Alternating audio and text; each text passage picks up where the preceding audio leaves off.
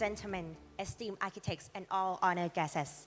On behalf of the Association of Siamese Architects under Royal Patronage, I would like to welcome you all to ASA International Forum 2024, a significant part of the Architect 24 Expo, where we delve into the architectural language and unlock its critique through the lens of critical regionalism in architecture, from Thai and architects' visions and architectural projects. I'm Prawa Thongvitak, and I'm honored to be your MC for today.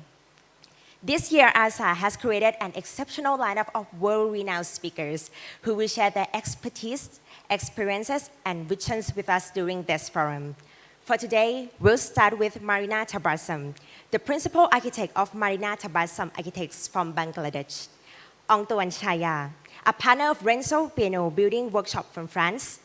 Daliana and Foren, co-founders of Chow from Indonesia. And I promise you all will not miss the lineup for tomorrow as well, since we have Eric Roux, Dean, Chair, Associate Professor of the National University of Singapore. Ton Khao Panin, founding principal of Research Studio Panin from Thailand. And Mai Yen Song, founder and principal partner of Mad Architects. This is a vital platform for architectural intellectual exchange.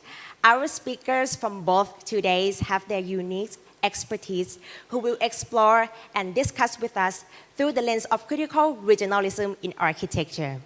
Before we begin our first session at this moment, it's my privilege to extend a warm welcome to the stage to the immediate past president of the Association of Siamese Architects under Royal Patronage, Mr. Chana Sampalang, who will deliver the welcoming remarks for ASA International Forum 2024.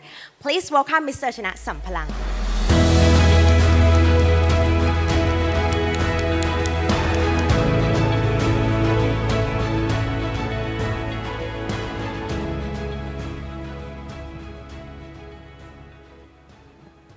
Good morning. Sawadee krab. And I think I have to say good morning for all the honorable guests today and then all the audience that wake up this early to join us. I'm worried so much, but yes, I'm glad to see you all here. I am Chana Sampalang, President of Association of Siamese Architects and the Royal Patronage, as you know, as ASA. This is my honor to welcome you all to ASA International Forum 2024 on critical regionalism in architecture. Today we gather as individual and global community of architects united by our shared passion for creating space that inspires, challenge, and transform. We are privileged to have us as distinguished panel of speakers, each of whom has made significant contribution to the field of architecture. They come from diverse backgrounds and bring with them a wealth of knowledge, experience. Today we are joined by Marina Tabassum Architect, and second is Ong Tuan, which I met yesterday. Thank you so much. Daliana from Chow. Tomorrow we will have a chance to listen to Eric Roux, National University of Singapore. Ajahn Ton Khao Panin, Research Studio Panin. We never have a chance to listen to her work for a long time. The last one is Mr. Ma Yang Song from Mad Architect. As we listen to these extreme speakers, let us remember that architecture is not more than just a building. It's about creating space that reflect our values, aspirations, the kind of world we want to live in. Let this seminar become a forum of us to exchange ideas, learn from each other, and collective envision of the future where architects play pivotal role in creating sustainable, inclusive, and vibrant communities. Once again, I welcome you all to this seminar. Let's make the most of this opportunity to learn and grow to be inspired. Thank you. ขอบคุณครับ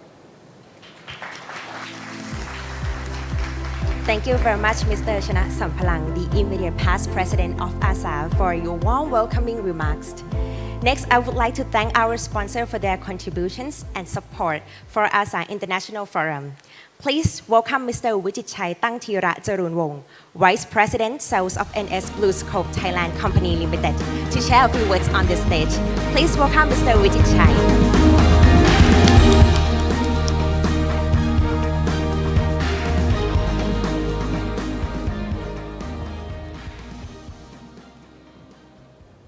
สวัสดีครับ ladies and gentlemen. It's always been an honor for BlueScope to be a part of this prestigious international forum, where innovation and inspiration come together to shape the future of architecture. With almost 30 years of experience in Thailand, one of the BlueScope's greatest achievements is that we have become the trusted partner for architects and developers from several sectors in Thailand. It's our privilege and responsibility to offer best-in-class strength, versatility, and sustainability with our steel solutions. However, our commitment goes beyond merely supplying steel. It encompasses fostering a meaningful collaboration with architect communities, putting our full effort to support you with expertise and tailored solutions. So far, we have been proud to be part of many iconic projects and landmarks crafted by you architects across the country.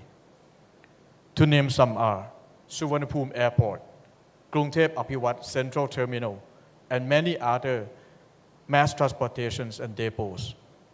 The new Queen Sirikit National Convention Center, and the latest Bangkok landmark, M Sophia Shopping Mall. Steel has long been regarded with strength and durability, but today it transcends the traditional norm to the new possibilities. With this in mind, BlueScope had established a long collaboration with ASA with numerous initiatives such as BlueScope Design Award, which soon to be extended to be international level with ASEAN BlueScope Design Award, and also to the young architect students with BlueScope Design Award, the next gen. And we also support the forums like this guy to inspire and support Thai architects to push the boundaries of creativity. So together, we strive to inspire and empower you to redefine what's possible in architecture, encouraging you to dream bigger, bolder, and more sustainably. Thank you. ขอบคุณครับ Thank you very much, Mr. Wijichai Tangtira Jarunwong, Vice President Sales of NS Blue Scope Thailand Company Limited, for your wonderful speech. Now I'm pleased to invite the chairman of ASA Expo 2024, Ms. Kuntida Songkitipakdi, to give her opening remarks for ASA International Forum 2024. Please welcome Ms. Kuntida.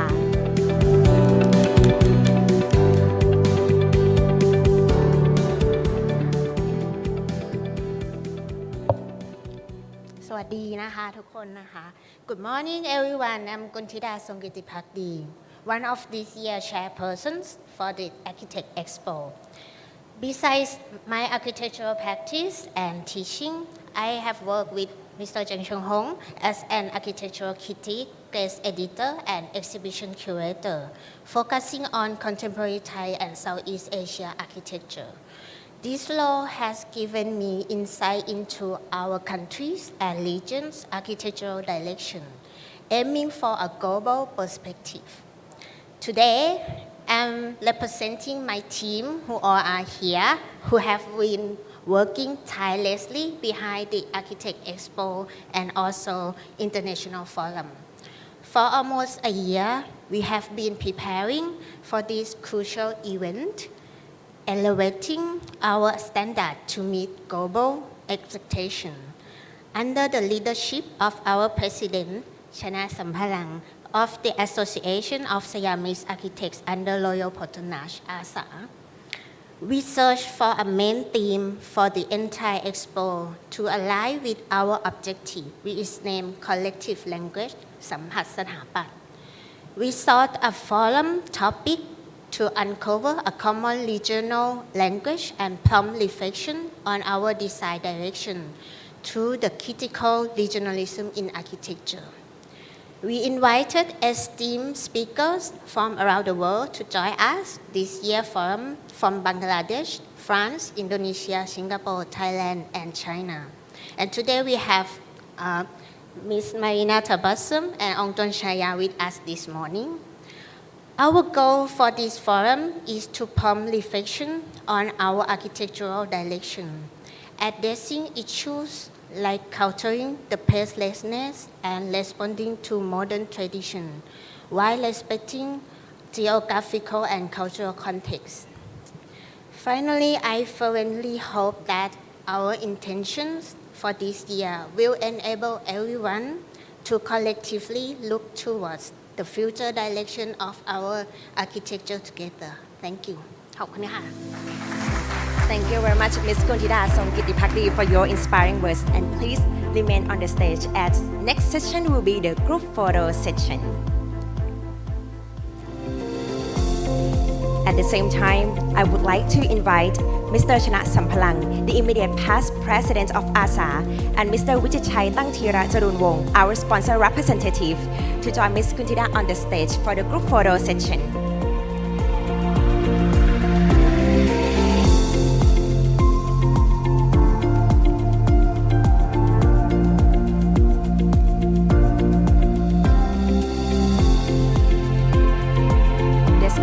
Designed for not only Thai architects but international architects as well to learn, understand more about architecture and find some inspirations here.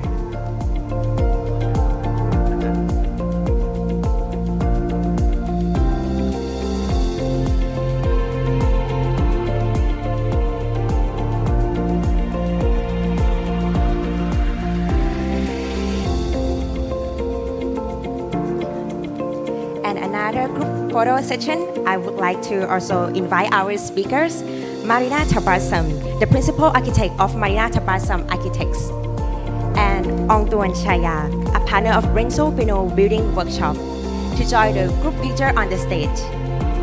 Our two speakers.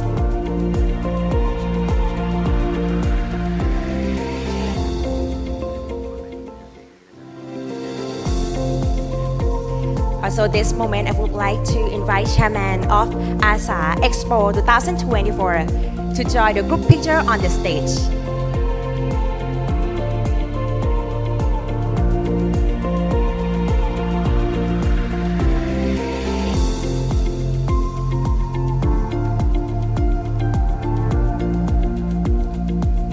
The concept this year is collective language, critical regionalism in architecture.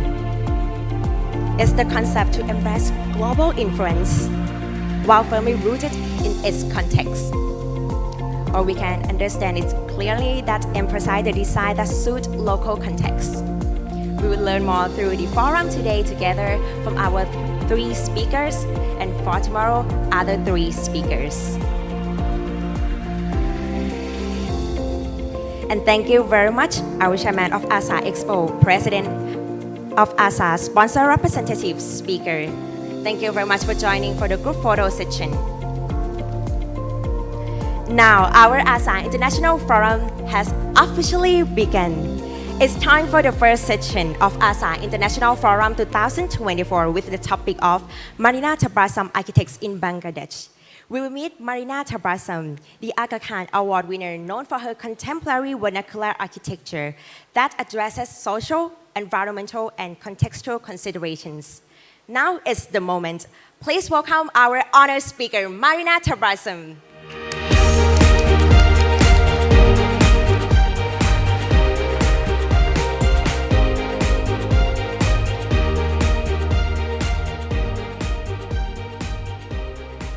Hi, thank you. Thank you, ASA, for having me.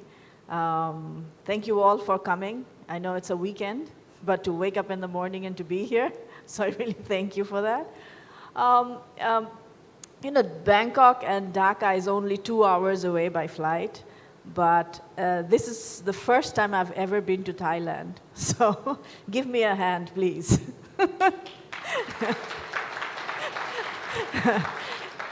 Yeah, it's a wonderful country, but I don't know why it just never happened that I've made it here. Um, so I'm Marina, and my office is based in Dhaka, Bangladesh, as you know. It's in my name, as it is. And since from the very beginning of my practice, I have been trying to find a language of architecture, which is sort of rooted into the culture and trying to extract what is essential of the place. And so it has always been about trying to understand the land, the geography, the climate, and the culture and history of our land. And to some extent, I've heard the word critical regionalism a lot, and we're trying to find a common language. I don't know if there is a common language, but there are common searches that can lead to a certain uniqueness of our architectural thoughts and process, and that's probably what I will try to talk about today. So that's Bangladesh. As you can see, the red part is the active delta, which is constantly moving. And it's all a kind of a hydrological system. You know where you are. Thailand is much lower, and we are a little bit up. And if I show you more in terms of the whole geography, you can see that we are actually at the foothills of the Himalayas. So the Himalayas are on top. And these major rivers, which are the Ganges and the Brahmaputra, and there's Meghna, 3 major rivers that come out of the Himalayan range and then flushes down into the Bay of Bengal.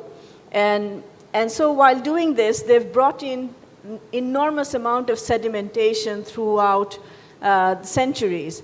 And this accumulation of silt actually created the main land, which is Bangladesh. So Bangladesh is actually the largest delta in the world, which is 2/3 of our landmass is entirely delta. So it's only silt and sedimentation. And so you'll see a lot of different kind of water features. As you can see here, we have more than 700 rivers, and it's crisscrossing the entire landscape. And not only rivers, we have different forms of water. It's a sort of a waterscape rather than a landscape. That's what I like to call it. It's a very dynamic hydrological system. So if you see this image here, this is a 20-year data of NASA that shows how the rivers are constantly moving and shaping and reshaping their courses. And as you see, the rivers are moving either this way or that way. They're also creating these sandbars or sandbeds in the middle of the river. And this is a hydrological system very unique of the Ganges Delta. So if you see it much more closely, that's what's happening in the satellite image, and that's what happens on the ground. So it's a natural phenomena where a river erodes the banks quite often, and it's generally during the monsoon season when we have glacial water coming down from the Himalayas, and at the same time we have monsoon rain. So the current is much more intense, and because of that it has taken down a lot of villages, different kind of small towns, and so you see what happens there. So as you see, a lot of people have become landless. A lot of small towns have been eroded and taken away. I find that image quite compelling, where you see a mosque almost going into the river, but people are still using it as a prayer space.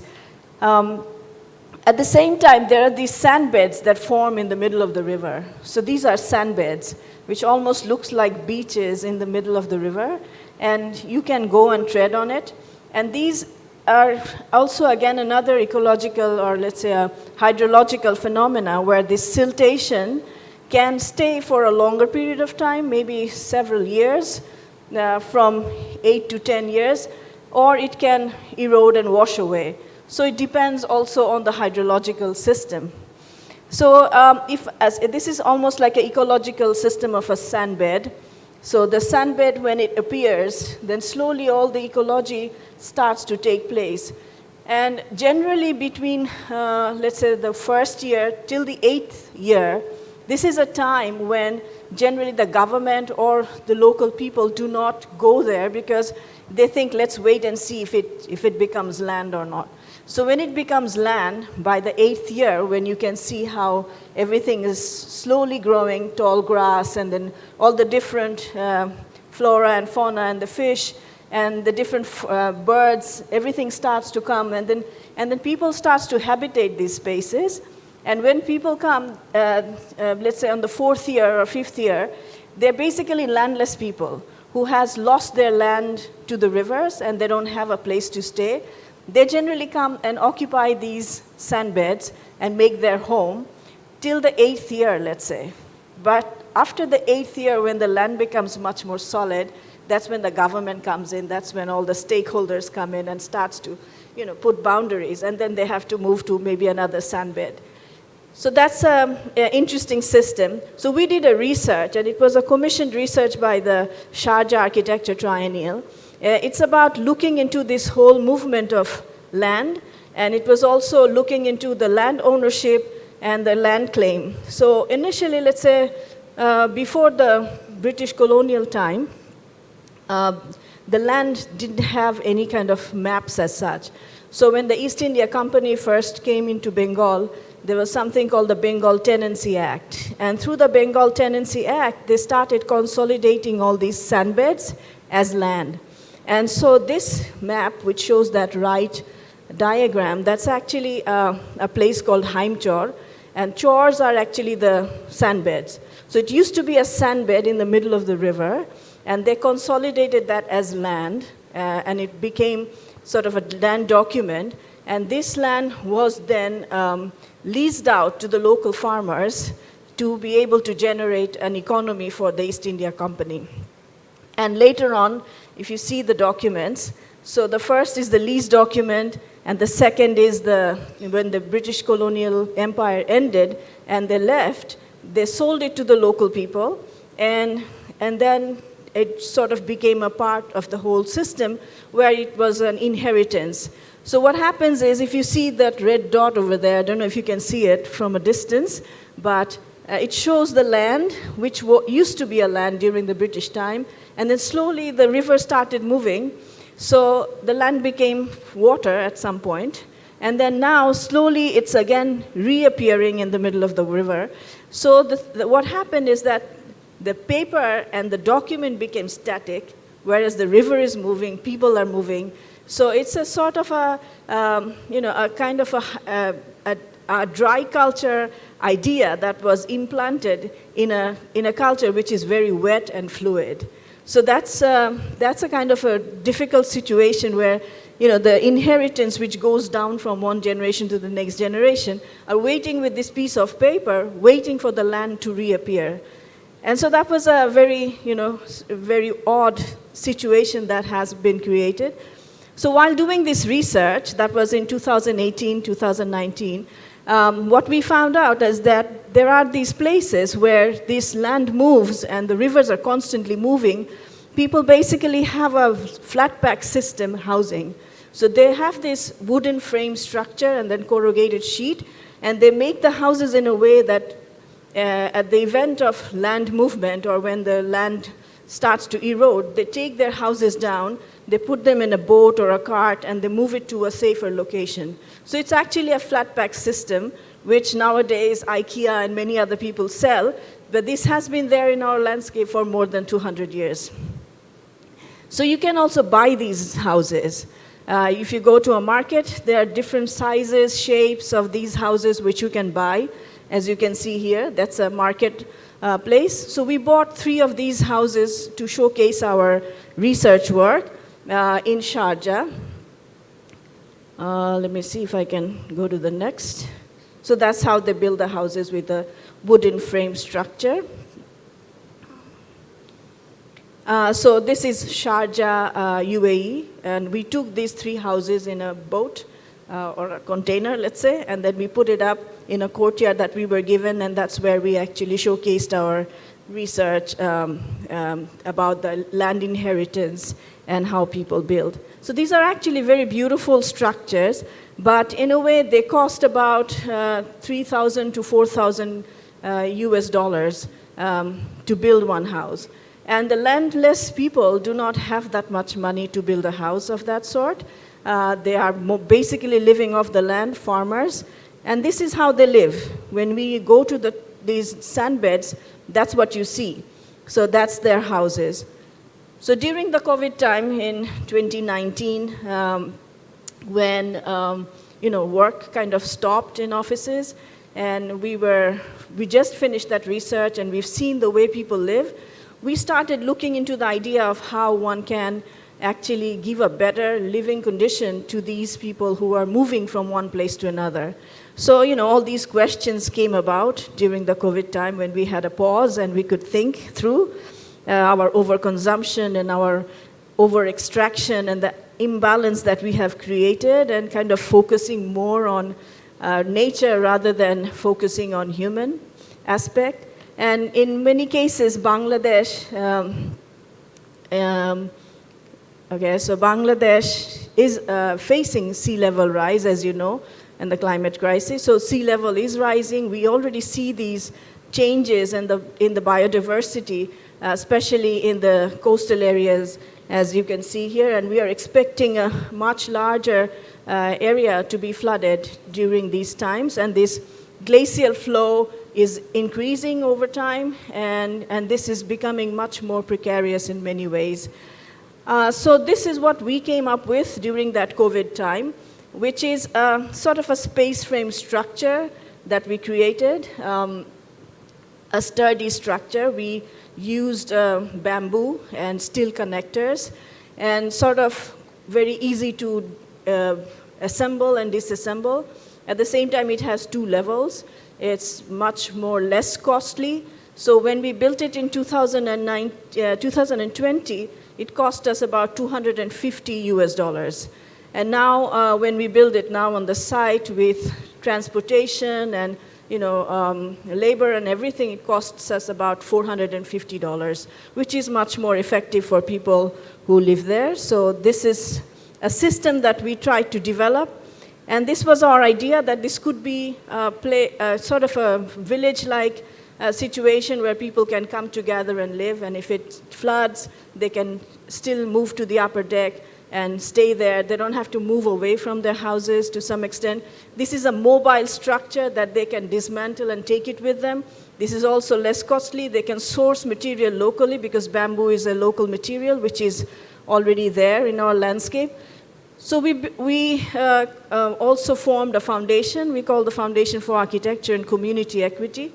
And through foundation, we also decided to take this forward. This was our first project that we built in Dhaka.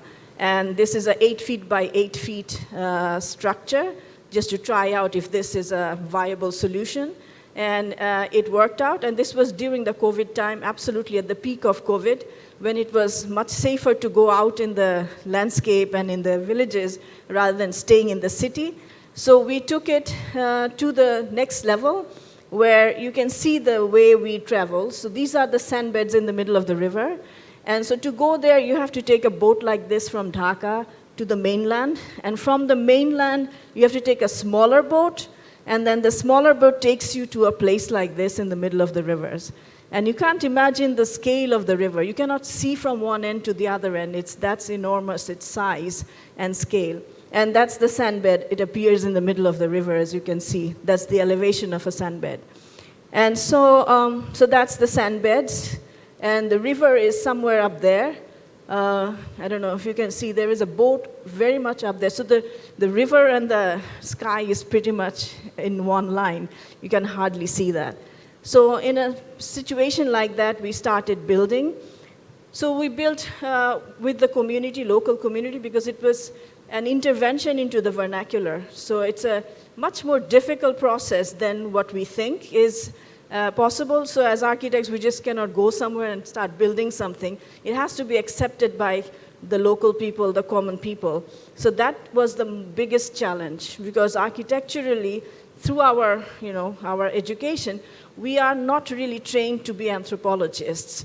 But here you require a knowledge of a social anthropologist and to be able to go there and to work. So this was one of our first houses that we built. The idea was to give them a structural system and a roof, and the rest of it they can start to expand, like covering the floors and then making much more expansion with that. So that's one of the structures. And so we then started building in different locations in Bangladesh, in different geographically and climatically challenged locations in a way. So this is how we do it. We have a brochure that talks about the way the construction happens and how we build it. And then we take it to the local people and they actually understand what it is. We have a lot of community engagements through which we do mapping. We do these model making workshops so that people understand how this whole corner joints work, how they bring it together, disassemble and assemble, assembly system. And they also contribute in terms of material, how they want it, and all of that. So that's how we have been working on it. So you can see they're having a small session where they're seeing a video of other places where we have built these houses. So far we have built about 100 houses in different locations, and we are still monitoring how this is working. It's not easy to go. These are very remote locations, so taking material becomes very difficult. So generally what we take is bamboo, because the sand beds do not grow bamboo. So bamboos are sourced from the mainland. Then we bring it here. And then we also bring the steel connectors. The rest of it is built by the local community. So the local community actually comes together and builds these houses. So here you see some of the houses that are complete. So the upper floor is where generally they sleep at night. And the lower floor is a place where the daily activities take place. You can see from the window the whole place is flooded. So that's one of the flood images of that area.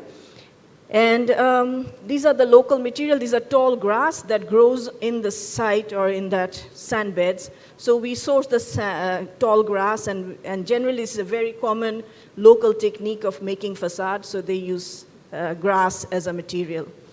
So some of the houses in certain locations.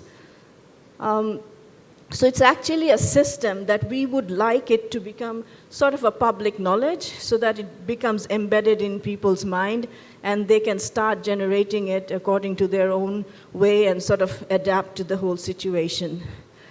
These are two images that you can see. The one on the left side is actually during a thunderstorm when all the houses, local houses, were completely gutted. You can still see our house standing over there.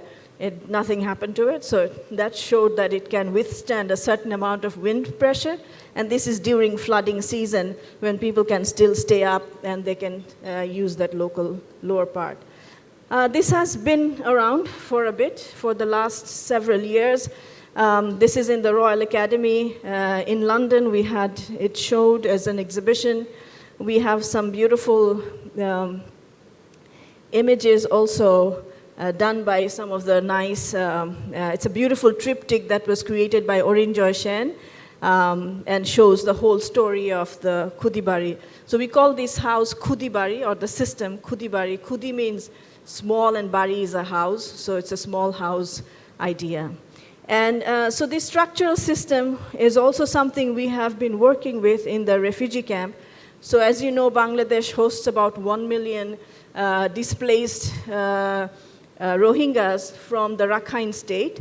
And so it's one of the most densest developments or the settlements in that area, in Cox's Bazar, very close to the Myanmar border.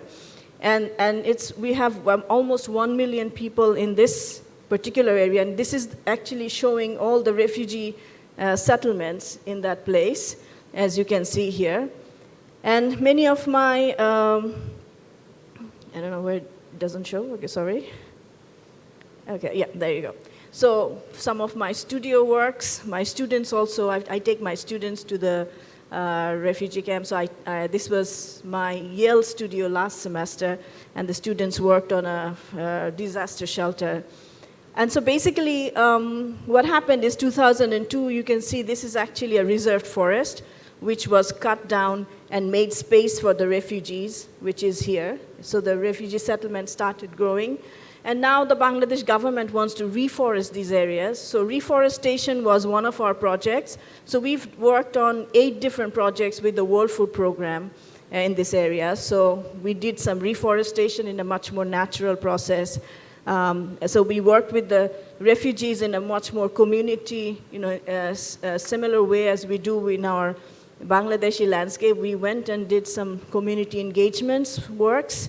And so basically the idea was the 2 things. One is that in the refugee camps, they're only allowed temporary structures. So the bamboo is the only material they're allowed. And the other thing is they only allow a certain amount of foundation. They do not allow a deep foundation because it's a forest land and the Bangladesh government wants it back as a forest once the repatriation happens of the refugees. So basically the idea is using bamboo and a non-permanent structures that can accommodate all the different needs of the refugees. So we've done a lot of community actions and activities through which we have tried to use this idea of the Khudibari structure to scale it up and to make something out of it. So first project was building a house for our own self. So right outside the refugee camp, we built a house where we generally go and stay. The entire team goes and stays there because we do a lot of community engagement work, and we have builders with us who builds also. So basically we have a whole team who comes and stays in that area. So this is the forest ground right outside the refugee camp, and the main city, Cox's Bazar, is almost an hour's away from the refugee camp. So regular commute is not a possibility in that sense, so we decided to stay as close as possible. So that's our house. As you can see, it's actually a 3-module Khudibari. So the one singular module that I just showed you, you just add 3 modules to it, and this is what you get. So that's the upper floor is our bed space, and the lower floor is where generally the team gathers and works during the daytime. And also using bamboo, so trying out the local material, the local technique, and also trying to get the local community to learn about the technique. So that was one of the reasons why we built our house first. So that's our team. We have landscape architect, we have community architects, builder architects. So there are different kinds of architects who are in the team. The dog is also turning into an architect by now. Yeah. Okay, so that's one of our community engagements we were doing for the women-friendly spaces design. So basically to bring in the refugees who will be using that. So the women came and they worked with us, and you find it quite interesting that they're the ones who actually made the models. They decided how they want the whole space to be designed. And the one thing that came out of this whole exercise is that they wanted a garden, because it's such a dense atmosphere where they live in. One room for maybe a family of 8 to 10 people. So they just want a garden, a space where they can come, and it's kind of a refuge for them. So, and you can see that's what they have been drawing. And so what we tried to do is using that same bamboo structure, because that's the only allowed material, and it doesn't require a very big foundation. We created a space which nowadays they're using it. They've created a garden. There's like a 2-story structure with thatch roof. And so that's our building. This is the refugee camp, as you can see. These are some of the spaces inside.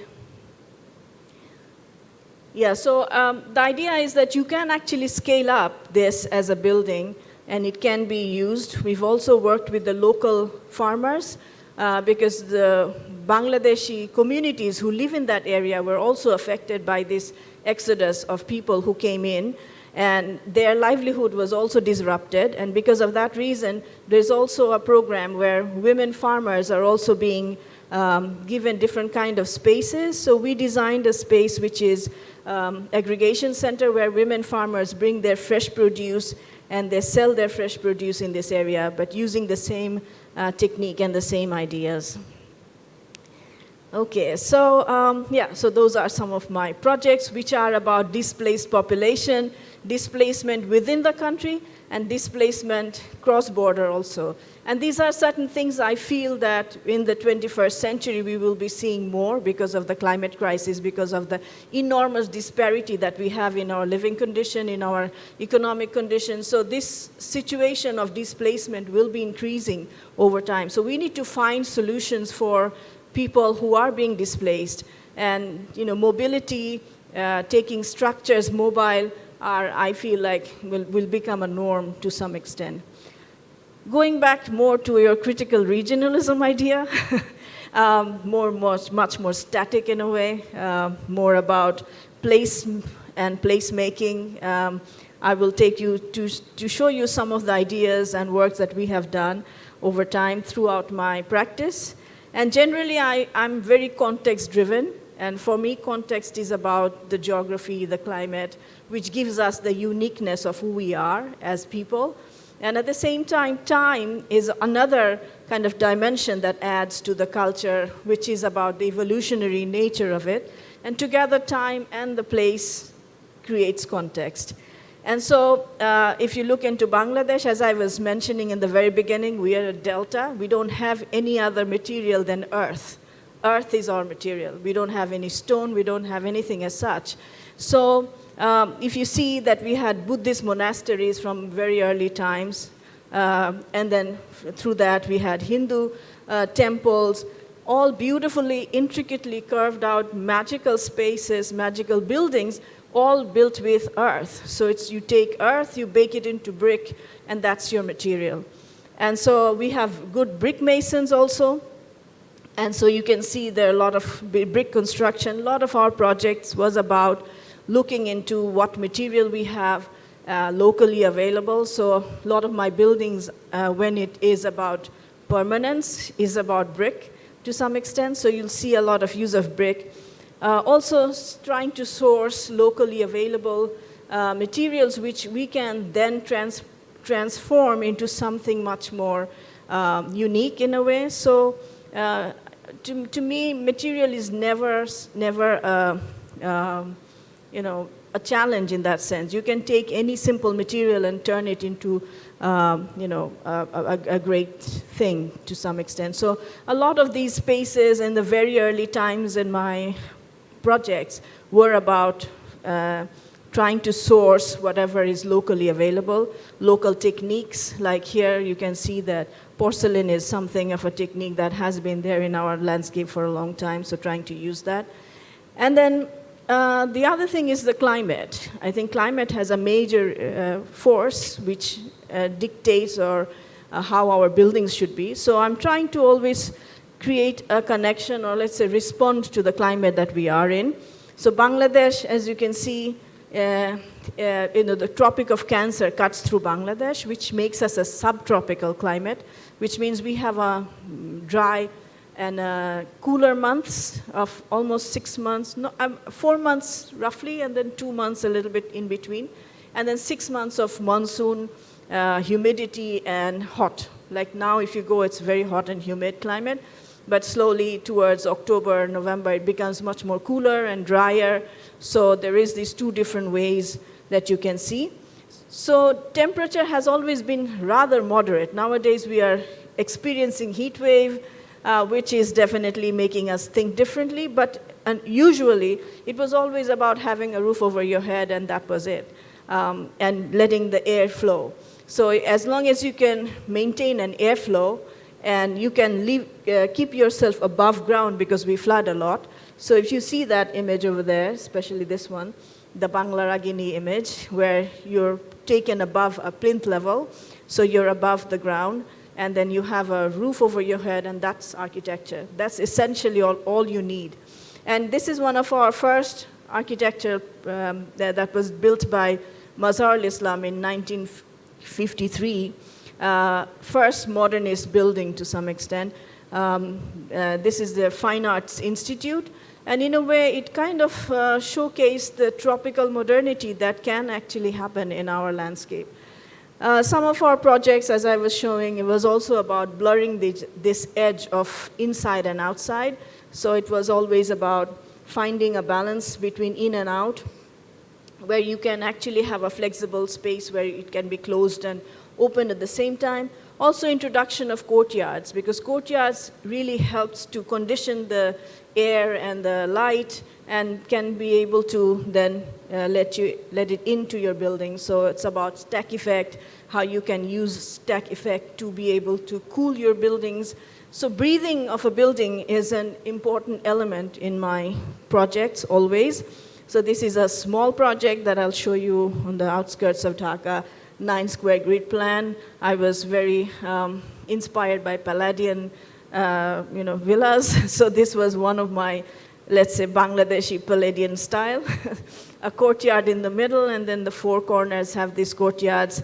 And then definitely it's never the same, because we are two different places, two different language, two different materials, two different things. But you can take the same kind of an inspiration and turn it absolutely your own.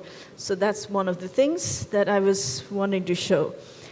So Dhaka, as you can see, grew on the river on the south, a river called Buriganga. Buri means old and Ganga is the Ganges. So it's an old Ganges river. And so it grew there during the Mughal time or even before that. And then slowly it expanded over time towards the north because of the introduction of railway by the British during the British time. So the city grew from the south towards the north, and it's bordered by another river on the north, which is called Turag. And now the city is one of the fastest growing cities in the world because the entire country lives in Dhaka. We have 20 million people living in Dhaka, and there is no other option than coming to Dhaka because everything is so centralized. We haven't been able to decentralize the country at all, so which is putting an enormous amount of pressure on the city. And you can see this is what the situation is. We just grow floors after floors. We don't have much of green areas left anymore in the city as much. The amount of people, and then we have 38,000 people living per square kilometer, which is quite an enormous amount. Our pride possession, as you can see, I'm sure a lot of you have visited. Some of you who haven't, you should definitely come and see the building. It's a building can become a university, and I feel like this building itself is a university by itself. It can teach you a lot about architecture that even schools can't. So I feel like this is an enormous asset for us. It's a city where, like many other South Asian cities, there is this two different living condition that's symbiotically connected because one cannot live without the other, but at the same time living two different conditions, one we call formal, the other we call informal. And that's what you see, that's Dhaka. I don't have a lot of projects in the city because the city is actually a developer's domain. And I have, to some extent, avoided working with developers because of many different reasons, which I do not wish to kind of elaborate in my talk at the moment. But this is one of the projects that I have done for one developer. And the idea was to try out how you can make a difference. And so this is, again, with brick. As I was saying, that it's all about stacks of floors. So there is not much you can do internally in that sense, because these are just apartments. What we try to do is try to create something on the outer facade so that the breathability that I constantly talk about, the fact that the building needs to breathe, can still be worked out. So that's one of the projects where you can see the outer facade is sort of modulated in a way to be able to make the building withstand. I don't know how I'm doing with time. If I'm running over, let me know. Just show me your hand and I'll stop. So that's some of our projects in the city where we generally try to address the whole issue about light, ventilation, shading, and work with shades and shadows to some extent to be able to work with.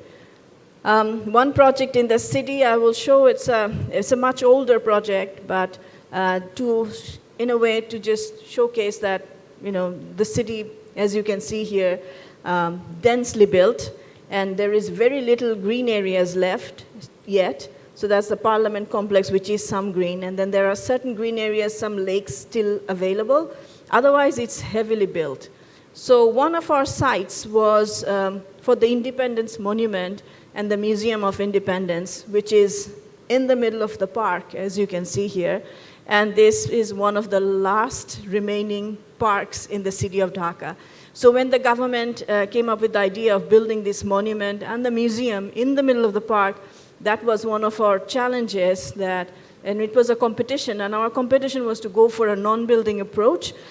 So we took so I'll show you, but before going into that, let me just give you a little history of Bangladesh, how Bangladesh was formed. So after the British colonial empire ended, this whole Indian subcontinent, as you know, was divided into 3 parts, and Bangladesh was actually East Pakistan, and Pakistan was West Pakistan, and between us we had this large land which is India. And my family, and as you can see that Bengal actually got divided. So there is a West Bengal and there's Bangladesh. And so my family comes from the West Bengal part, and so my entire family had to move during the partition. That was 1947-48. That's when this whole, exodus of people happened, and it's one of the largest forced mass migration that people do not generally talk about a lot. But our family had to move, and that's one of the things that my father brought with him.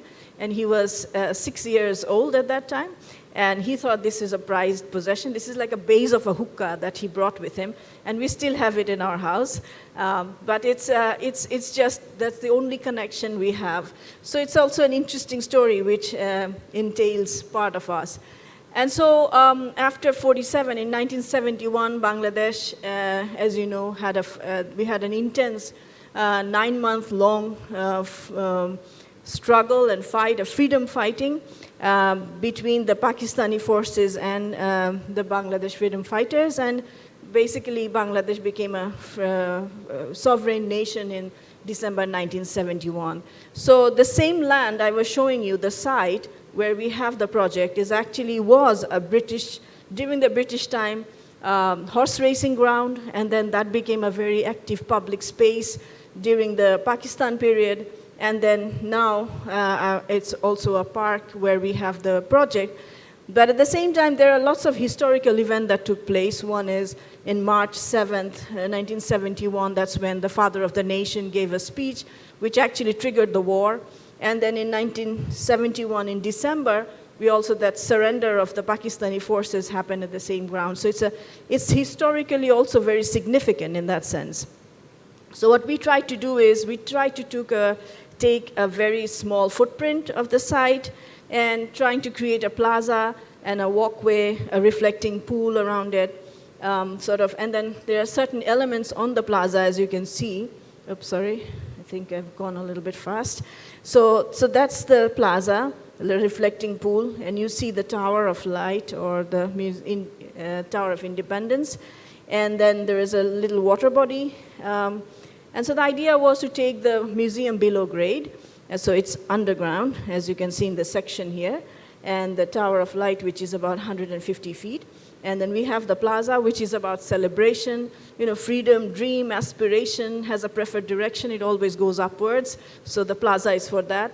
And then the sadness and all the killings and the struggles of people, which is more of the sadness and memory. We try to keep it within us, and that's why the museum is below grade, and that's what it takes. So the water body is actually the struggle of 9 months, symbolic of that. We have a hole that draws in the water, and then the Tower of Light. This was a competition in 1997, so we designed it in 1997, but the project was finished in 2013. So it took us 16 years to finish this project. So when I started the project, I was 27 years of age. So now you can calculate, and you know my. So that's the museum plan. So the audiovisual room, that's the ground level, the central chamber. And so basically trying to take in light as much as possible, but it's also about the mood and the somberness and trying to understand the whole history and the struggle. So basically it's all printed on glass, the whole history and the struggle of the spaces and the places. an exhibit area which is kind of dark, which showcases the genocide and the killing that happened. It was quite a brutal war. If you go into the history of Bangladesh's war, you'll know more about it. So the central chamber actually has this water column that draws in. There is no exhibit in that space. It's all about commemorating the sadness and the people who lost their lives in the struggle and remembering the freedom fighters. So basically that's the space. And the interesting thing is because of these 16 years of struggle of making the building also has a lot of marks on it, which shows the birth of the building itself. So I think there's two stories intertwined in the whole thing.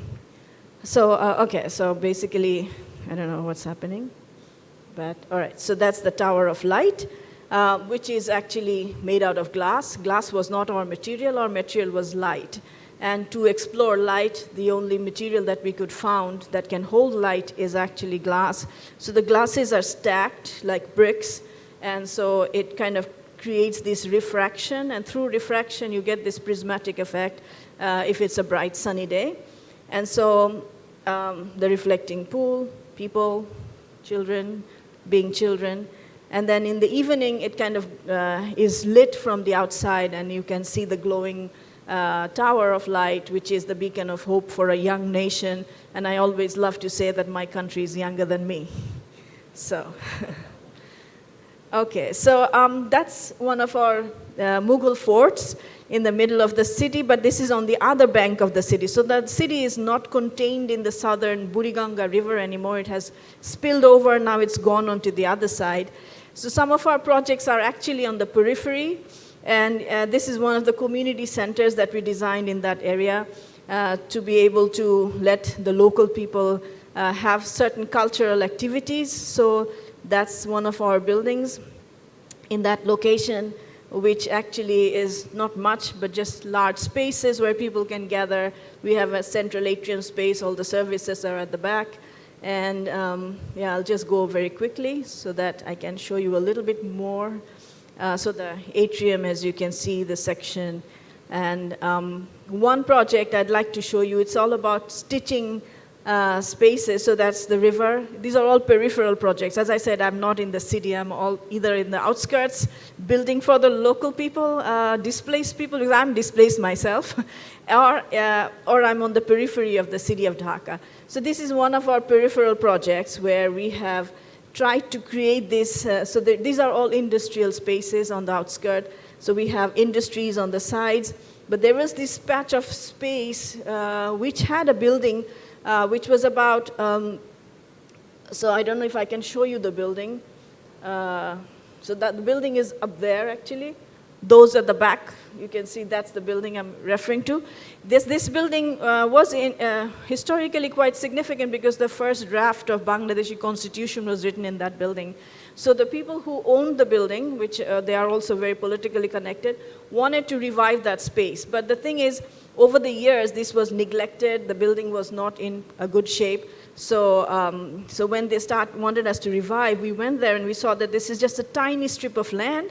And that's it. There is a garments factory on this side. There's another factory on that side. So it's all built up. All you have is this tiny strip. So we decided, how can we, work this out? So basically, we took, since the building was already dilapidated and the foundation had already sort of gone to some extent. So part of the building we kept, and part we actually plugged in with another form, which turned into a sort of a museum-like space. So this is the building from the outside, as you can see. And from the side, we've made a plug-in, and then the plug-in actually helps to create that space where we have different kind of things that are showcased in that building. There's another small building in the side, which was the garments factory storage space. So we inserted a little volume in that, and then we created kind of a living space for the family so that when they go there, they can kind of use that space. This was in 2015, so it's also a kind of an old project, but at the same time we added a few pavilions within that linear space to cut down the spaces so that they're much more usable and contains the spaces that are much nicer. So some pavilions basically to go and sit and kind of trying to revive the landscape to some extent. So a lot of landscape features that you can see. I'll finish with two projects very quickly. One is two mosques actually. So this is the first mosque that is on the blue dot that you see up there. That's on the northern edge of Dhaka city. So that was one of the commission that was given to me by my grandmother. That's my grandmother, you can see. A very beautiful lady. She was also part of this whole displacement and being relocated in a new land. And the land that she had, which she donated, was actually exchanged with a Hindu family because of this whole movement of people during the partition. So this area where she had her land, it's on the northern part, which used to be a completely agricultural land. And over time, because of this enormous pressure on the city of Dhaka, those agricultural land turned into settlements. So when she started the project, that was in 2005, when she asked me to design the project. And this is in 2006, we had a small prayer under a jackfruit tree right next to the site. And you can see her sitting there in a white sari at the back against the haystack. And this was in 2006 September, and in December she passed away.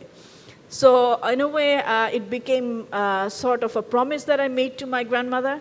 And so it became a project which is not only I was involved as an architect, but it's also a project where I became the builder, the fundraiser, everything in one. So the first thing was about trying to find out what is a mosque. So looking into the mosque and the genealogy of mosque, how mosques came into being, and looking into all of that. And so basically the prophets, the first mosque, and how mosque was not only meant for the religious activities, but it was also a space for different kind of communal, social, administrative, judicial activities, diplomacy. So over time, this has turned into something very different. But as Islam moved from the Arabian Peninsula to all different directions, to the east and the west, mosque has taken many different shapes and forms, as you can see. And I think that's a very critical regionalism thing that's there, you can see already, because it is taking in the context of the place, the local material, local craftsmanship, responding to the local climate. Somewhere the courts are bigger, somewhere it's smaller, depending on that culture and also the place and the climate. So if you look into Bangladesh, these are the first mosques of Islam. That's in the 13th century, 14th century. That's when Islam came into Bengal during the Sultanate period. And these are the mosques that we have, which are made of brick. Again, it's a kind of a continuity from the temple architecture, the way the constructions are done. The embellishments are different. In the temples, you see more about Ramayana and Mahabharata being depicted. Here, you see only florals and arabesques, but otherwise, they're basically the similar kind of structure and construction system. Also adding dome to that. But for me, it was also looking into the idea of spirituality, the reason why we go to these spaces, religious spaces, this connection to the divine to some extent. So that spirituality, which is very much connected to light, became one of my major agendas. So you can see the site that I showed you against a haystack turned into something like this. A lot of buildings, and in one point, there will not be, you won't be able to see the mosque anymore, which is in the middle, as you can see. So that's the site. And as you know, Muslims pray in a certain direction, which is towards Mecca. And so basically the prayer hall needed to be shifted to some extent. So these are some of my sketches that shows how the whole site and the prayer hall creates a certain connection to each other. And then we introduced a drum in the middle to facilitate that shift of access, and looking into old architecture and trying to create a language which was sort of more embedded in the land, and idea of brick. And so one thing is that my grandmother left the land, and she also gave certain money to start the project. But once she passed, I had to also raise funds. So I was raising funds from local people, including the community, also family, friends, wherever, at times from our own pocket of whenever we had a little bill that came to the office, some of it went to the mosque also. But the thing is, I had to be very careful about how I use the fund. So the central space, which is the prayer space, where I didn't want any columns, is the only place where you see a concrete structure. And the rest of it is load-bearing brick structure, because brick construction is cheaper. We have brick masons who does beautiful brickwork.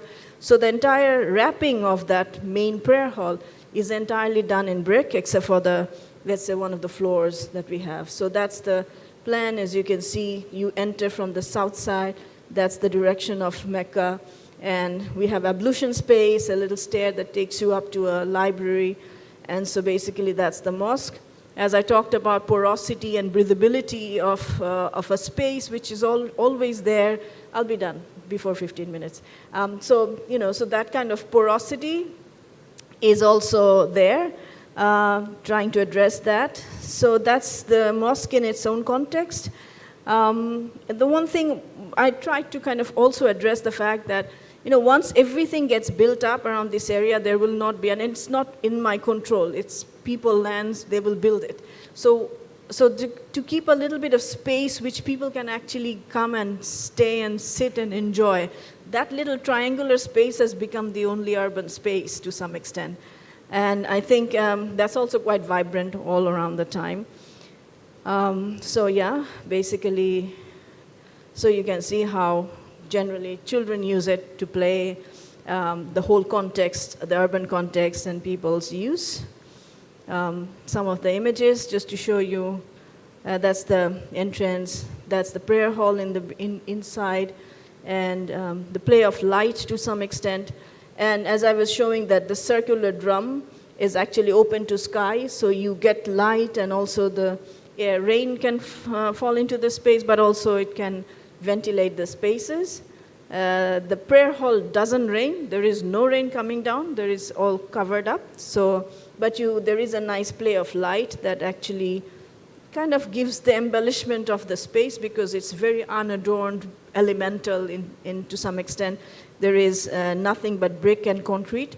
So light becomes its embellishment to some extent. So throughout the day, it has an interesting play of light. Throughout the year, it also gives out different ways of looking at it. So two different visits are never the same. So in a way, as Muslims go and pray 5 times a day, it's 5 times of atmosphere inside the space also. So it kind of reacts to the whole atmosphere and the environment. So yeah, so basically that's the mosque. And this is the mosque for which we got the Aga Khan Award. And one of the event was to bring in the community inside the space, and we had a nice lunch. And this space we are trying to also revive as a space not only for prayer, but for also other different activities. So there are different sessions that also takes place in that space. So multiplying the use of mosque, keeping the sanctity of the whole atmosphere. One last project, it's again a very small mosque in a village. So Abu Said, as you know, your friend, Abu Said. So basically, Abu, who's also the president of Arcasia, so he actually commissioned me this project. So there's this old building, which was maybe 250 or 300 years old building, which he is a conservation architect, so he conserves buildings. So this building was given by the family to him to kind of conserve. So he did a beautiful job of creating this small building with 4 bedrooms and a living dining space into a beautiful structure, exposing the brickwork and everything, really nicely done. And then right outside the house complex, let's say that's the house complex, and right outside it, there was this mosque, which was an older mosque, but in a very dilapidated state, not really properly designed. It was just a room with a roof. So they wanted, Abu basically wanted me to come and design this mosque for them, which I kind of accepted. So there's a pond over there, and the mosque is outside the main house. So that's one of our drawings that we did. So you can see the mosque on the outside, that's the house, and the greenery area, and everything around it is very tropical in a way. So again, it's a very load-bearing structure where it's all about airflow, light, ventilation, and just giving people a space to come and pray. And that's basically it. It's just a very tiny, small project, but trying to work with light and ventilation. But since now this is more in a village-like setting where there is enough space to enjoy, I try to open it up more than what you see in the other mosque where it's much more closed. It was more about looking within than looking without. Here you can still look without a little bit. So from the inside of the house complex, the mosque outside, so that's basically the mosque. And as I'm always trying to connect to the older mosque ideas about the Sultanate period, it kind of takes the essence of that on the outer shell. So construction system, as I said, it's a load-bearing structure, so entirely load-bearing, there is no column in between. And that same structure with the roof on top, it's basically about light and bringing in the airflow and trying to make use of that. So one of the prayer sessions. And I think I'll probably end my talk here with that. I'm tired, and I'm sure you're tired as well. Thank you.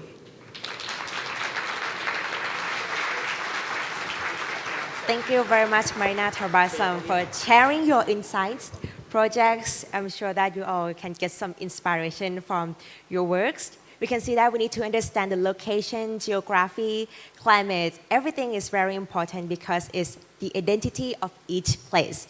And I'm sure that right now, many of you may have some questions or points that would like to share with Marina Tabassum. So we will proceed to Q&A session, which will be moderated by Associate Professor Dr. Apiradi Kasem Suk from Silpakorn University.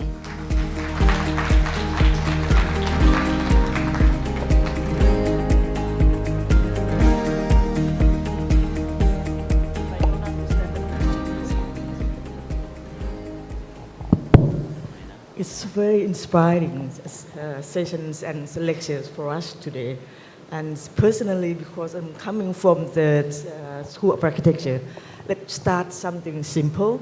And because the whole room is packed, a number of them are professors and also a number of them are students. So we began with something simple. And then I will ask for the floor for the questions.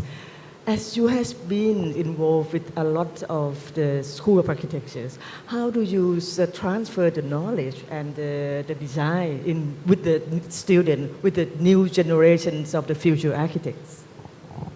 Well, I think the way I see it, and quite often the way I teach, as you know that I teach also, I've been teaching since 2005. At first I was teaching at Brack University for 5 years as a visiting faculty. Then I've taught at Harvard GSD, I've taught at University of Toronto, at Yale studio that I was showing work of. And then now I'm a professor at TU Delft in Netherlands. And so basically my studios are always about bringing the students to the site, whether it's in Bangladeshi student or foreign students. They have to come to the site. They have to come and understand the place.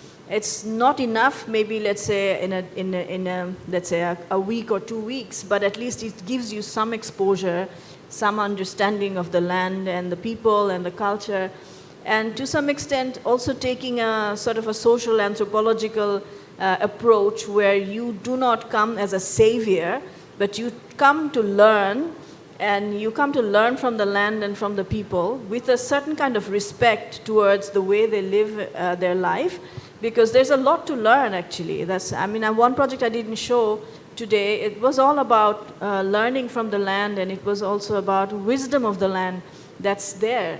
And we have a lot to learn actually. Our formal education do not prepare us for all kinds of different situations that actually exists in the world. So basically, I think it's important for the students to be exposed to all different situations, to come there, to understand, and to their own capacity, be able to respond to those situations through design, through different, so basically that. And I think that exposure gives them a certain, it implants a certain, seed in their brain, which eventually, over time, can turn into something much more greater if they want to choose to take become somebody who wants to be more involved in works which are, maybe not the mainstream architectural project. At least they get that opportunity and exposure to be able to then focus on that.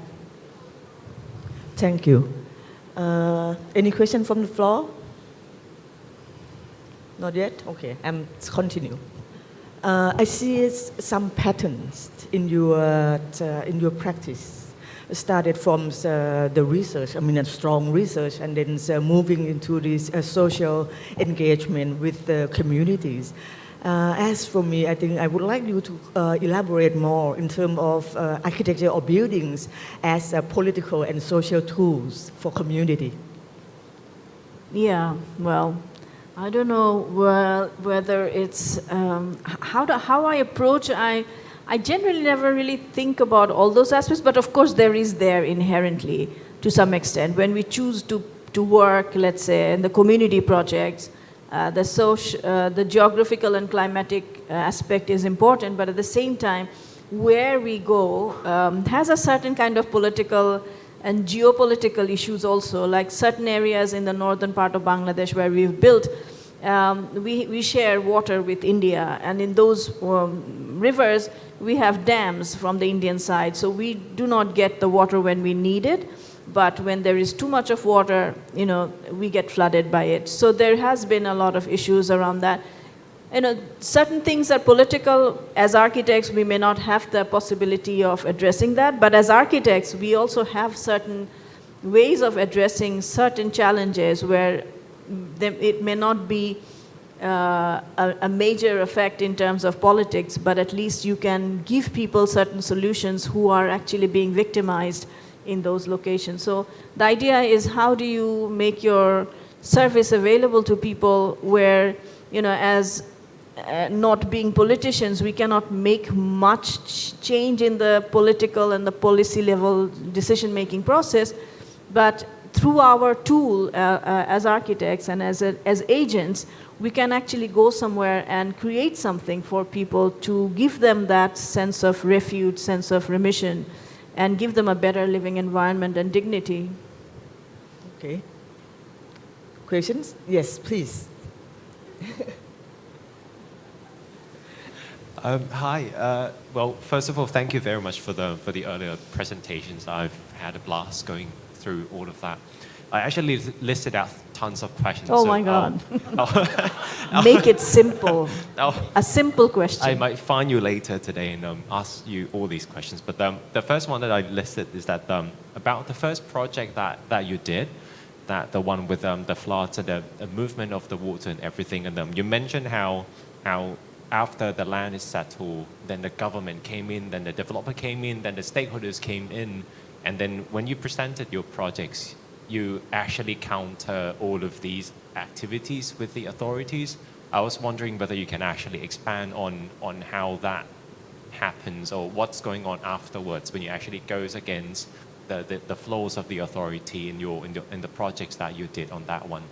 Yeah, well, it's not really going against the flow of the authority. It's basically taking advantage of the, let's say, between the first year of the sedimentation or the sandbars being formed till the 8th year, when people are allowed to stay there.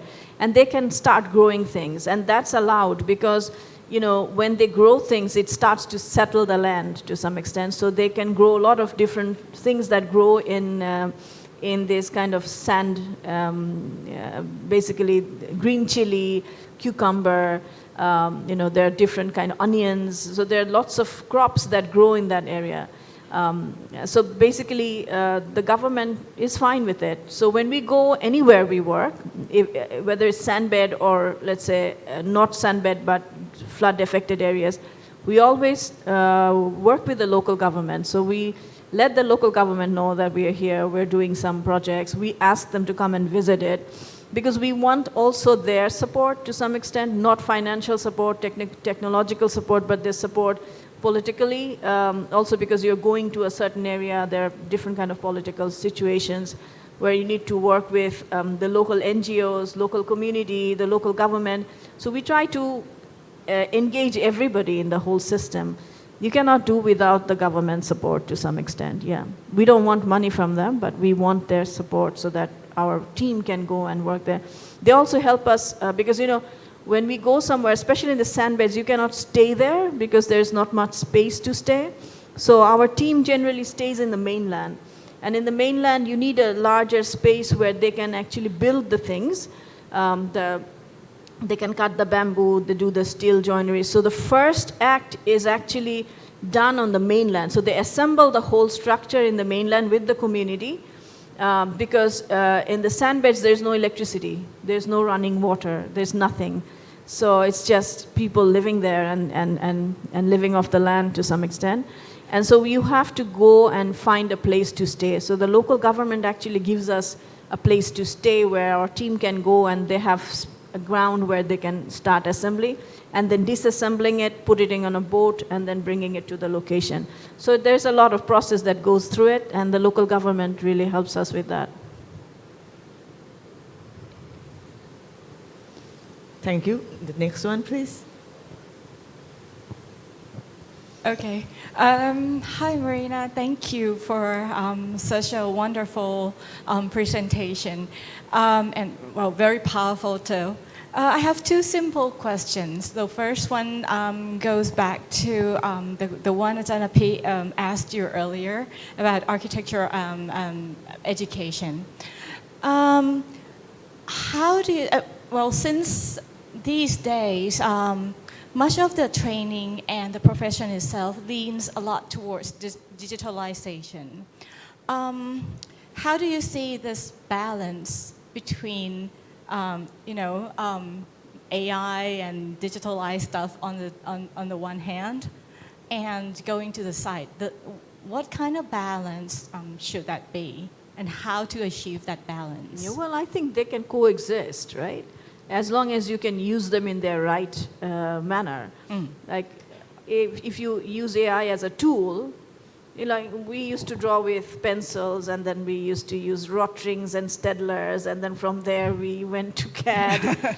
So there is, but as long as you use it as a tool and not let it overpower you in terms of your capacity to design, I think that's important. But that's where I think the schools also come in, how you teach your students to have the ability to understand space, because a lot of the projects wouldn't be possible if you do not have the right kind of observation, right understanding of sections, right understanding of proportion, spatial connectivity, context, understanding of context, and these things AI will never be able to tell you. This is something you learn, you observe, and you sort of embody in you so that you can give it back. So as long as you use it as a tool, that's fine.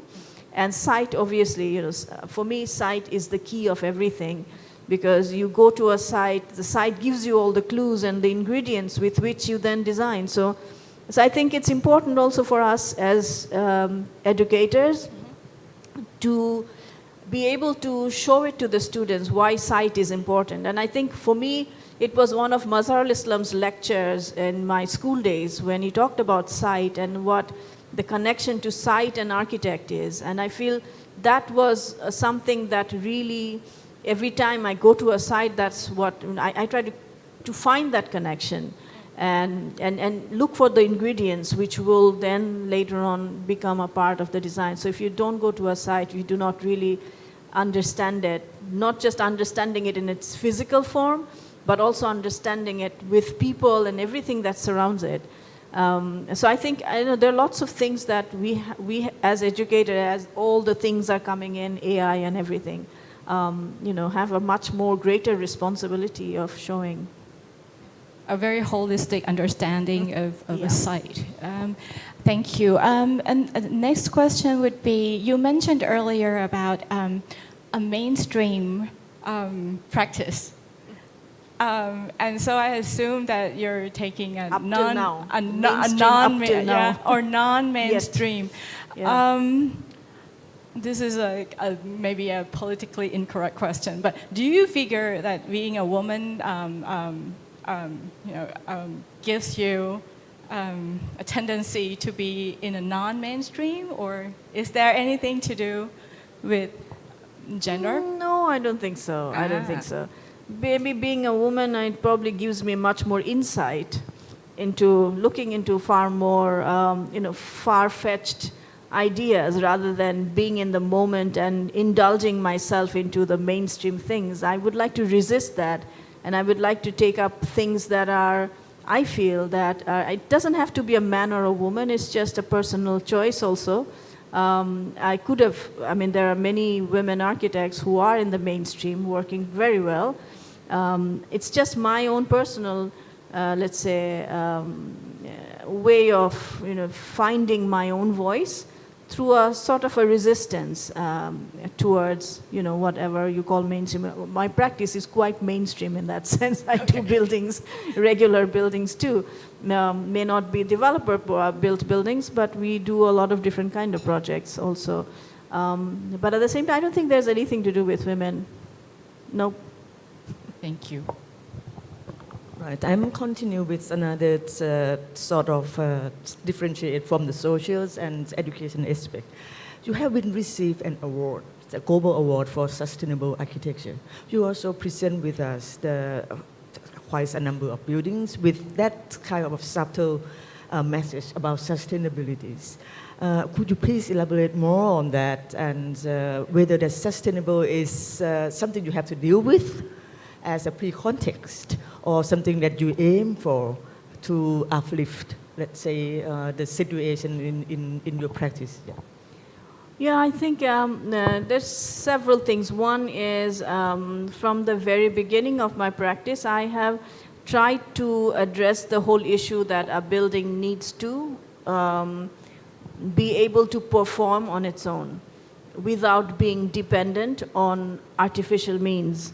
That's one reason is because, we being a delta, we do not produce enough electricity for the entire country. We buy electricity from India. And quite often, especially in the rural areas, a lot of people do not even get enough electricity for the entire day. Even in Dhaka, especially during this summertime when the electricity load becomes too much because of air conditioning and all that, there's an enormous need for it. So if you build buildings covered with glass, let's say, and just creating this greenhouse effect inside the building, becoming warm, and then trying to cool it with air conditioning, this just madness. So for me, it was always about finding a solution which would work in a climate like ours, where we have hot and humidity. At the same time, we have a certain cooler temperature. But hot and humidity is a major issue. So how you can cool your building, and if you look into the pre-air conditioning era, you'll find a lot of these different options that you can actually get inspiration from and turn it into a much more contemporary practice or contemporary way of utilizing those aspects. So that was one always, that how do you respond to your climate and make your building in a way that it doesn't have to be dependent entirely on artificial means. And then sourcing locally was always a factor, because I wanted to create a language which is from the place. And that was actually in the globalized era in the 90s, when everybody was building glass and steel, and mostly, predominantly, industrial materials came into the whole scenario. And especially in a country like Bangladesh, it just didn't feel right that you just import sort of a globalized, standardized system, because it's easy to build, to kind of create something which would be our own. And it's not like it wasn't there, it was already there. All you have to do is just take the inspiration and make it something which is contemporary in a way. Okay. Any more questions from the floor? Yes, please. Okay. First of all, thank you for your presentation. I always admire you and your work, and I feel very honored to sit here and listen to your presentation about your project background.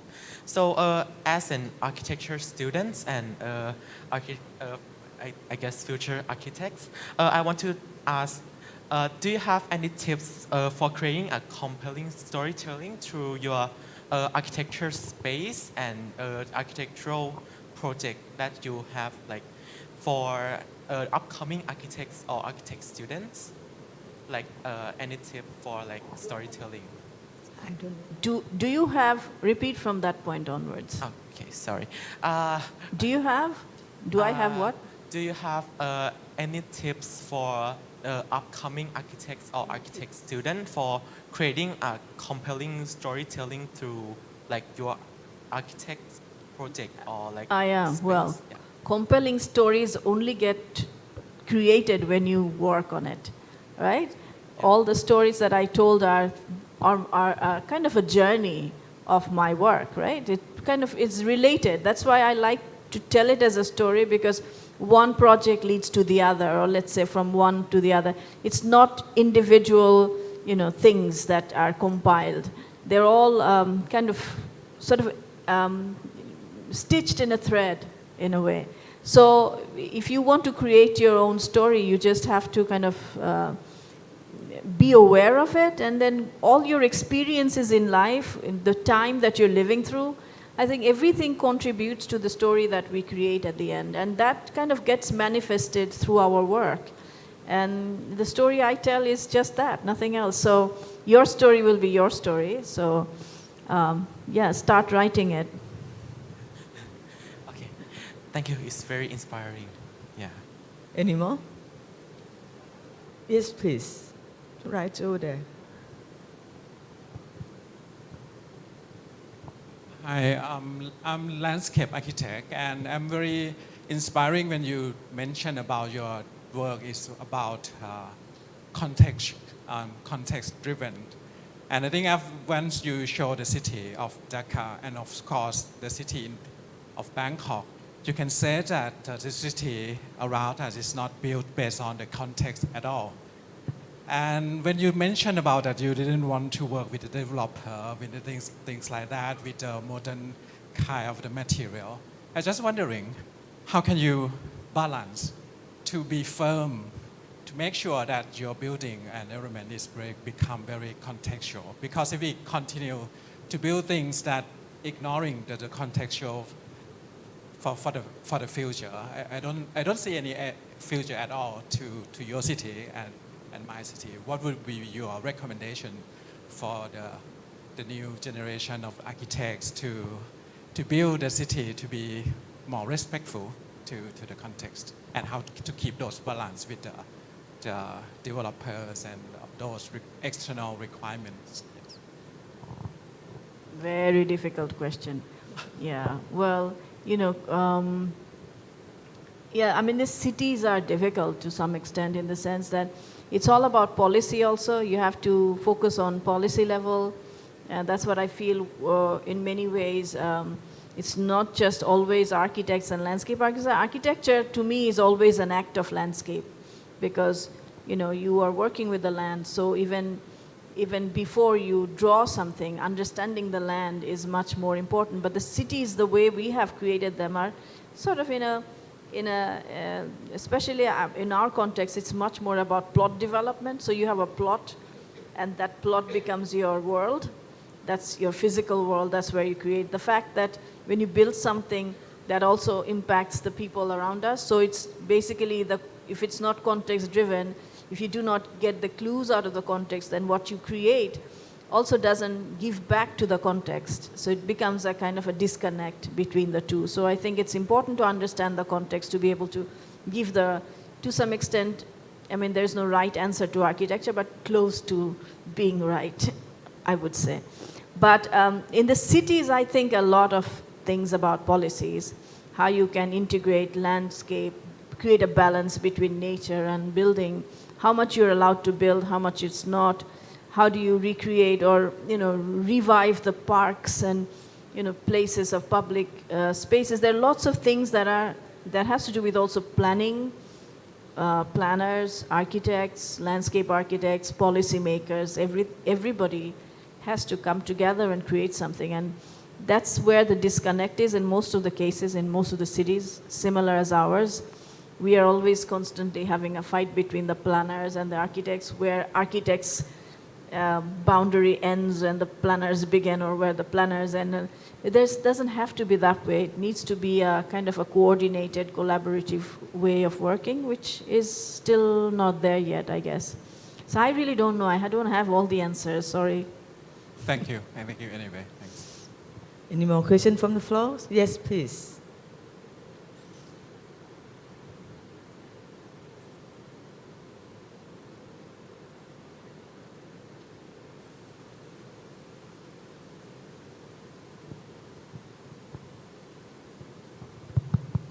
Okay, asking from a student perspective as well.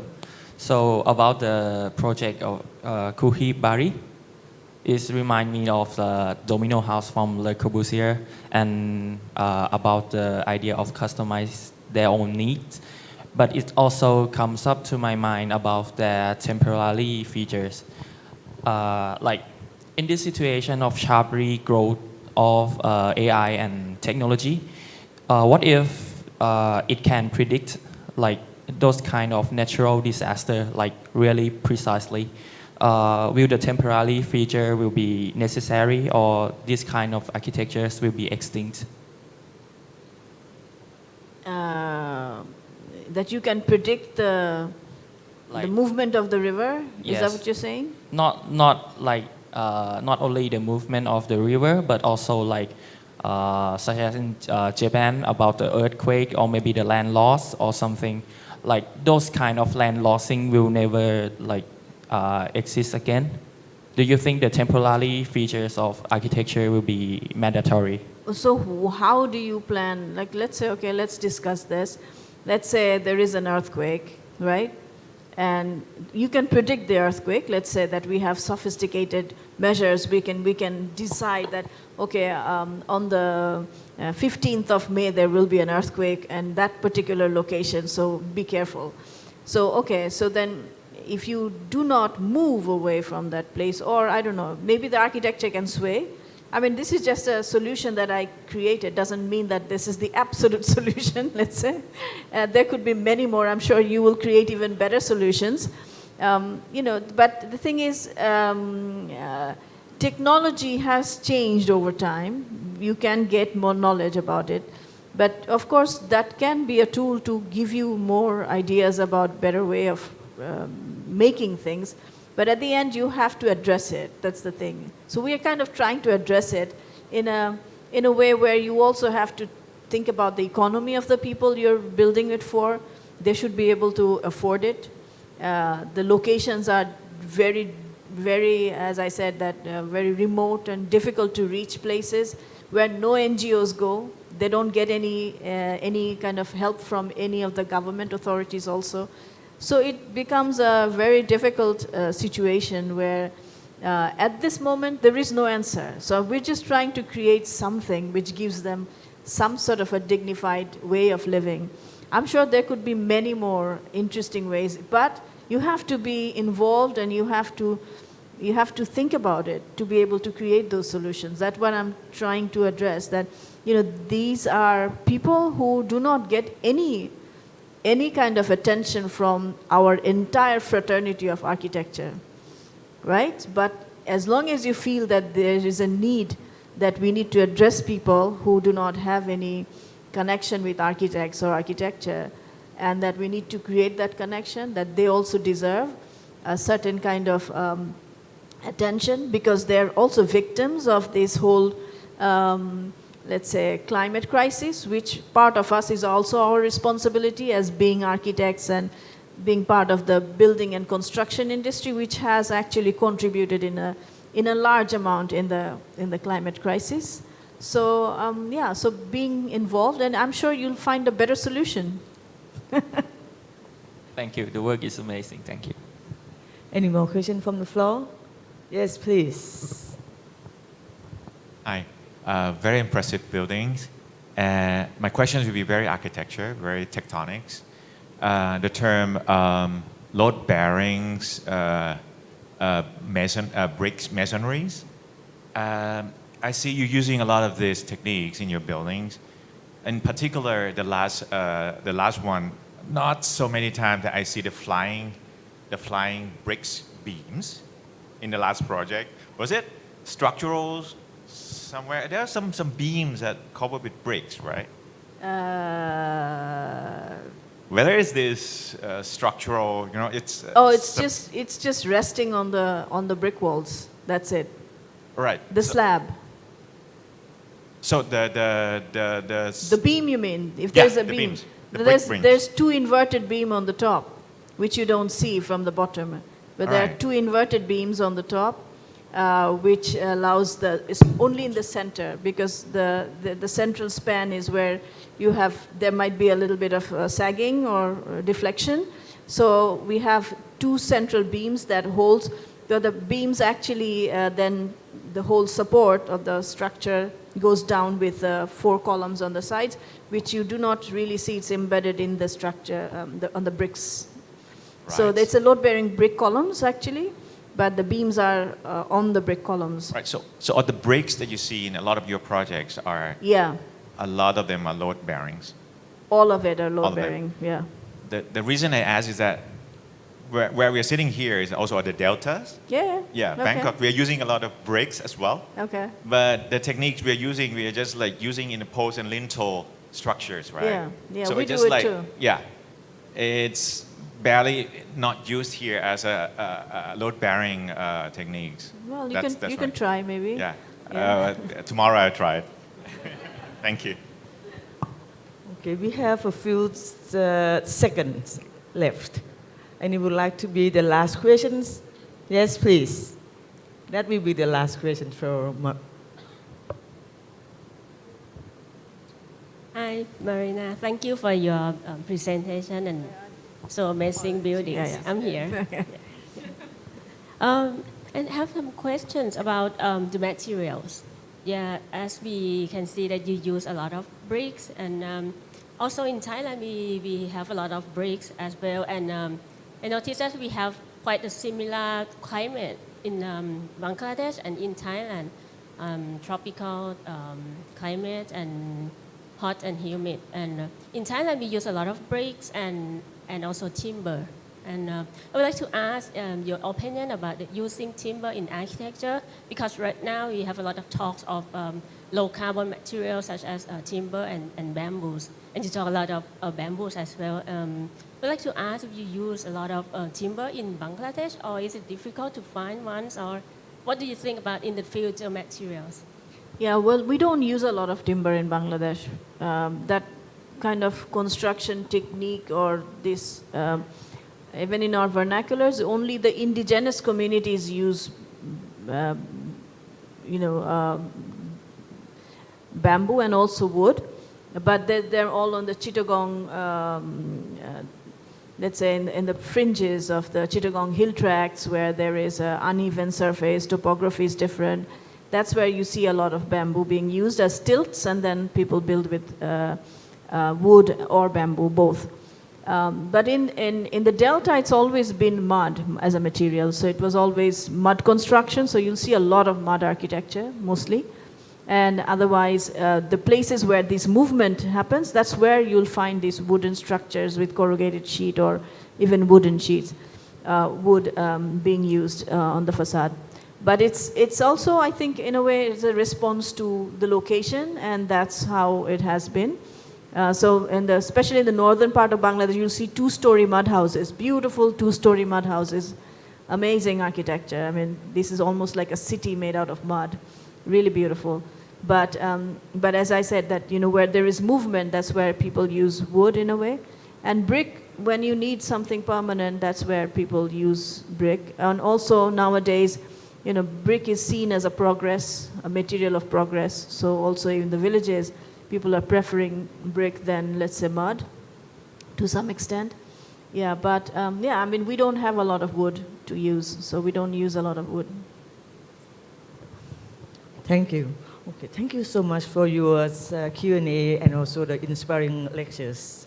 So thank you for the floor to help me ask the questions. Thank you, thank you. Thank you. Thank you for being so patient. Thank you very much, Marina Tabassum and Associate Professor Dr. Apiradi Kasem-Suk for the exclusive Q&A session. I'm sure we all have gained ideas and knowledge as well as trends in architecture from this exclusive session. On this occasion, I would like to invite Mr. Chana Sampalang, the immediate past president of ASA, to give a souvenir to our honored speakers. Please welcome Mr. Chana Sampalang.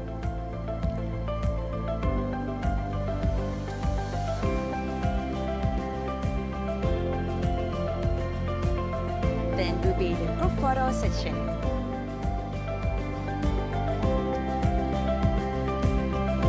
This is the first session of the day. Everyone can join us 2 sessions more in the afternoon as well. We will have the lecture as well as the Q&A. 30 minutes for everyone to discuss with our other speakers. Thank you very much, our immediate past president, our speakers, and our moderator. And thank you very much for the first session. Please give them a warm round of applause one more time. At this moment, we have special announcements from Ismi Hassani. She will share the details about UIA Forum 2024 in Kuala Lumpur convener. To all of our ASA International Forums participants today, please welcome Ismi Hassani on the stage.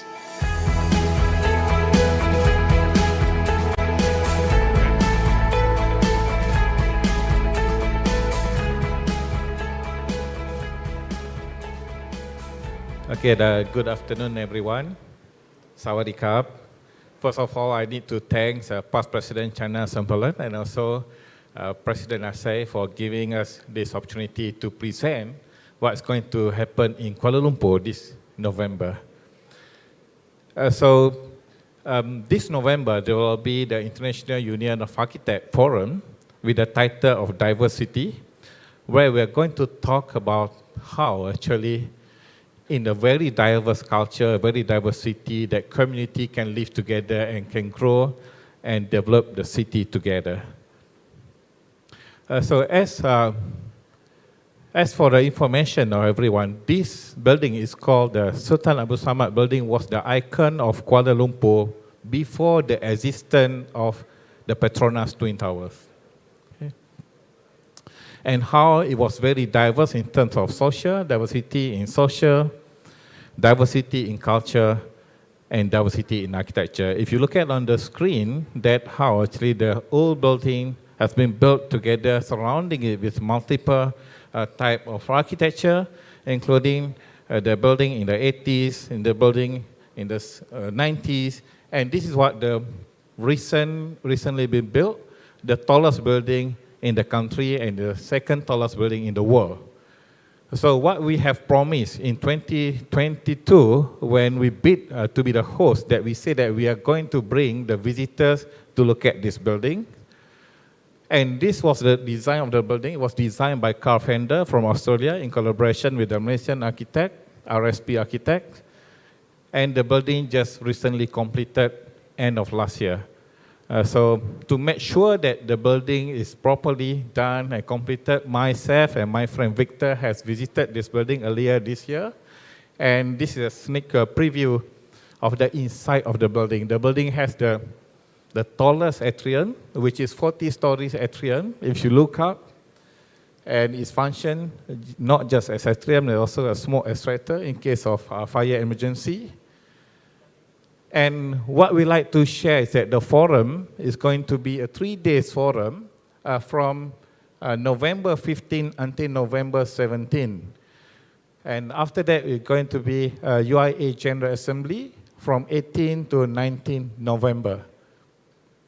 So these are among the speakers that we have invited and confirmed to attend during the forum. I hope that ASA members will join this forum in Kuala Lumpur in November. And of course, we have more speakers. We are pending for their confirmation.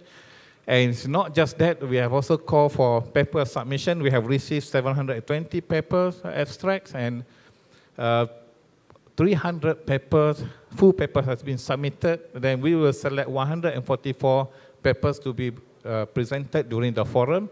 And some of the authors are here in this room today.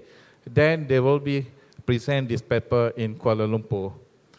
So what I want to share with all ASA members today, that there is the red color there is a special promo code which is valid until 7th of May. This is special for ASA member attending the ASA Expo 2024. If you register by keying this code, then you can get a special discount. I hope that you register before 1st of June, because after 1st of June, the price will increase from $300 to $450. You can take picture of this so that you remember the special promo code. Okay, so I hope everybody can come to Kuala Lumpur Convention Center for this program. Kuala Lumpur Convention Center is just next to Petronas Twin Towers. And this is the surrounding area. I think most of you have already been there in Kuala Lumpur before. So there's a lot of hotels around it. So these are 10 listed hotels in our website. You can book the hotels through our website as well. And of course, there are many hotels around there. The accommodation in Kuala Lumpur is very affordable. You don't have to worry about that. And there's also exhibition opportunity. Any of the architects or firms who want to do the exhibition in Kuala Lumpur, they can join the exhibition as well. Although it is not as big as what you are having here, but there's some space for exhibition. We try to invite practitioners from all over the world to come to participate in this exhibition because we want to encourage collaboration. There are a lot of collaboration opportunity. I think we discussed in the ASEAN meeting recently, and even Renzo Piano also welcome to come and exhibit here as well. Please come to this exhibition. And of course, there's listed price there. It's not that expensive, and then it is affordable. All this information available also at our website. Okay, you can have you can communicate and even to arrange for a virtual meeting with our exhibition partner. So I'm going to share with you this video. It should come with a sound. Audio, please.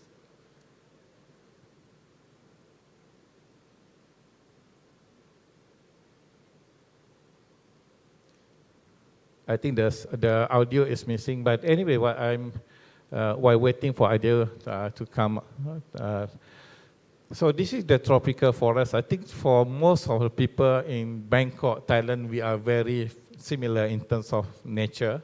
It's not much different. You have beautiful islands, similarly beautiful islands. So I'm not going to tell you much about what we have in Kuala Lumpur and Malaysia. It's very similar. Okay, you have beach. We have beaches as well. So, but what is unique in Kuala Lumpur that will come later, that where actually we have the three high-rise building which mark the new golden triangle for Kuala Lumpur. So the newest is the 118 stories. Previously, the Petronas Twin Tower was the tallest building in the world. Then we have the 106. So it marked the new golden triangles of Kuala Lumpur. The sound is back, okay.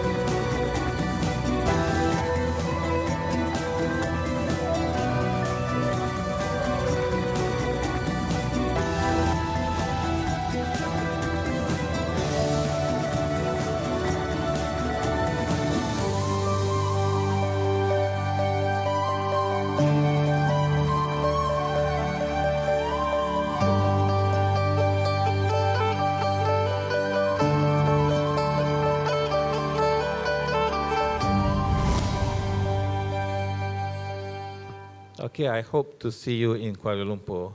Thank you very much. Kap Pung Kap. Thank you very much for sharing with us the inspiring and interesting forum. You all who interested, you can join the forum in November 15 to November 17 in Kuala Lumpur. And now we will proceed to a break and we will resume the session at 2 p.m. with the topic of architecture and context by Ong Tuan Chaya, partner and director of Renzo Piano Building Workshop. And we encourage you all to join us on the second floor at Challenger Hall. We also have Architect 24 Expo. Now have a great lunch and we'll see you soon at 2 p.m. Thank you very much.